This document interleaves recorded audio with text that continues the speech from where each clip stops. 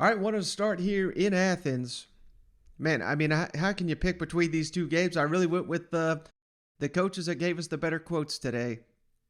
Arkansas at Georgia, top 10 showdown, college game day, ESPN, noon Eastern, 11 o'clock Central. Cannot wait for this matchup.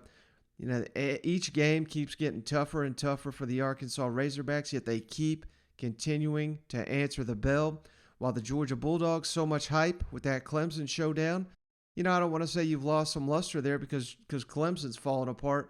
That's not on Georgia Bulldogs. I mean, Georgia's the reason that Clemson sucks, I think. I think they'd sent them into a tailspin. So this is going to be another opportunity for the Georgia Bulldogs to get them a marquee victory against an undefeated Arkansas team that's red hot, maybe the hottest team in the country, the way these Razorbacks are playing for Sam Pittman. And it's not going to come easy, brother. I know it's, the spread is, I think it's still at 19 points, which is pretty bizarre to me.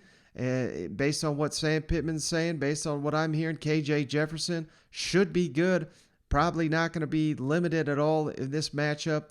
And same goes for Treylon Burks. So Arkansas, you're going to be getting them at full strength. Good news for the Georgia Bulldogs. Sounds like Darnell Washington, Tyke Smith, they will be making their season debuts Saturday against Arkansas. So the Bulldogs, we can't yet say they're at full strength, but they're getting much, much closer, getting some key pieces back for this game. But there's so many matchups to watch in this game. And for me, one with the Georgia Bulldogs that I think is going underreported so far based on the things I've seen and read. Arkansas, I'm not trying to take away from anything they've done. Hell, I'm the one sitting here. I know the guy from the SEC Network says he's driving the the hype trade. I mean, the same guy said they were going to win 5 games this year. I feel like I've been driving that thing outside of the state of Arkansas. But in my mind, Arkansas has not seen a passing game that they're going to see in Athens come Saturday because Zach Calzada, I mean, he was rough on Saturday. Let's keep it real. Same thing with the Texas quarterback. I mean, he had a shot or two. He missed them.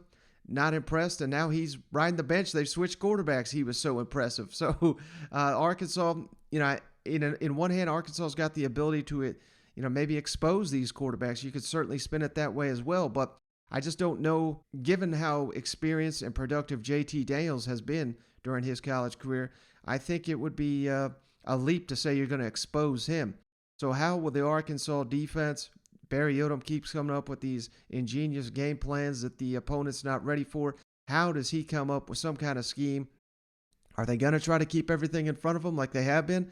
That may be the key here. But Georgia's got some guys that could really blow the top off the defense. Georgia's running game has, I don't want to say been bad because that's not the right word, but they've not been the Georgia that we're all used to. Of course, now they're in Todd Monken's system, a lot more spread you out and throw it all over the yard. So, I just think that Arkansas, their defensive backfield may be at a disadvantage in this matchup going up against Georgia's receivers. Brock Bowers, who's emerging as maybe the best freshman tight end in the country. If not, hell, maybe one of the best tight ends in the country. And then you throw in Darnell Washington, and Burton is really starting to come on for the Georgia Bulldogs. This is not a team that's going to be short on weapons to attack this Arkansas defense. Now, on the flip side, this ain't going to just be me hyping up Georgia, saying they're going to beat the Razorbacks, because the last time I checked, Georgia's offensive line, I don't want to call them suspect by any means, but we saw in that Clemson game.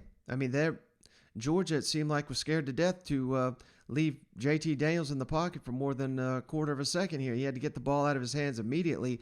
And what did we just saw from SEC defensive lineman of the week, Trey Williams, number 55, the transfer from Missouri? I mean, he just demolished Texas A&M.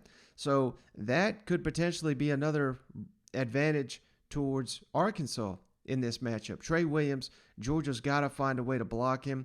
We'll get to Sam Pittman comments here in a minute, but he says, hell, we had first rounders when I was at Georgia at offensive tackle. We couldn't guard this guy. And he's just getting better. So That's another angle to look at it. And, really credit Kirby Smart. He's really trying to play up. He did it immediately on Saturday in his post-game presser. He does it again here on Monday, really challenging the fans to come out, be rowdy, show up in full force. I know the noon game is not ideal, but and I think it's because Kirby has so much respect for this Arkansas Razorback team. He knows that the only chance that Georgia's got, I think he realizes that Georgia, if they don't get that crowd in the game, they don't get that support, it could be a long, long day between the hedges there. So, interesting comments here from Kirby. Let's kick it over to him. He's asked about Arkansas's defense and what Barry Odom is doing. On the fact that both these teams, when you look at I referenced the Clemson game, of course, for the Bulldogs, and with Arkansas, it's Texas and Texas A&M. Both these teams have experience in these big game atmospheres early in the season. How will that help this week, getting ready for such a huge game? And on that monster, Arkansas's got on the outside, Treylon Burks, who just took over that Texas A&M game, and now that's going to be the challenge for the Georgia Bulldogs. Coach, I want to ask you about Marcus Roseby-Jackson. I understand he got kind of injured a little bit the other day. And I guess while I'm at it, just the weekly update on Darnell and Tyke, Arian Smith, and who else am I forgetting here? Dom Blaylock. Yeah, Darnell and Tyke are back. We did not take them on the 70 for the main purpose of having them work out. So they got a good workout in Friday. They got a good workout in Saturday here without us being here, and they both ran really well. They're back in drills. They're practicing. They're doing everything this week, full go, so that hopefully we have them available. I haven't seen them physically practice yet, so we still got to see that. But we're under the expectation they'll be able to go and play and be able to help us. Coach, I want to ask about what Arkansas was doing defensively. It looks like they're kind of going kind of an umbrella look a little bit. And just what about that and the challenges that's going to present on Saturday? Yeah, first off, Barry does an incredible job. Barry is one of the few people that you can say he takes what he has and he gets what he has to work really well. So, he's been different at different places. He's not been the same guy everywhere he's been. He's morphed. He's changed. He's changed with college football. He's innovative. He goes and looks and studies what other people are doing. He forces your hand to maybe play left-handed, where you can't do some of the things you want to do. He's really good at it. And not only that, he's got some really good players doing it. Make no mistake about it. This is not the Arkansas that we played last year. Okay, those guys up front, he's got 3 transfers, 2 from Missouri, 1 from Illinois State, and they play extremely hard, and they're extremely physical, and they create an immense amount of problems for the people they play. And, they will not be taken lightly by this group because they're doing an incredible job of creating problems for offenses. Just look at what they've done with really the 2 big games everybody knows about, but they've really done it in every game. Open the season in terms of a spotlight game with game day, and your guys are equipped to go through a week of preparation without being distracted? We hadn't really even thought about that because I look at it as they've had 2 massive games as well.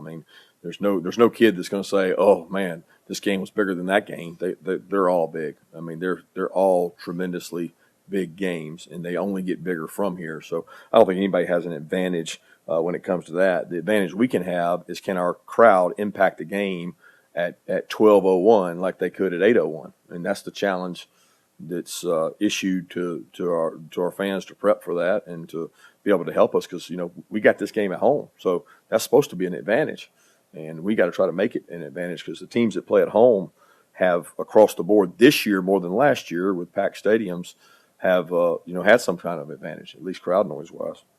Coach, when you look at Treylon Burks from Arkansas and just the kind of weapon he is, how big he is, how fast he is, what's that going to present to y'all on Saturday? Yeah, he was that way last year. He's a competitor, loves the game.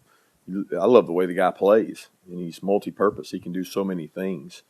They do a really good job of using his skill set. I think Coach Briles does a great job of making sure that the ball can get to him different ways, and he's a football player. One thing I wanted to add on here, I know Barry Odom is not a popular name with Missouri. Hell, anytime I reference him on Twitter, It's Arkansas fans praising them, Missouri fans bashing them. But one thing you cannot say bad about Barry Odom when he was at Missouri. Go back, if Missouri fans, if they're being honest, will vouch for this.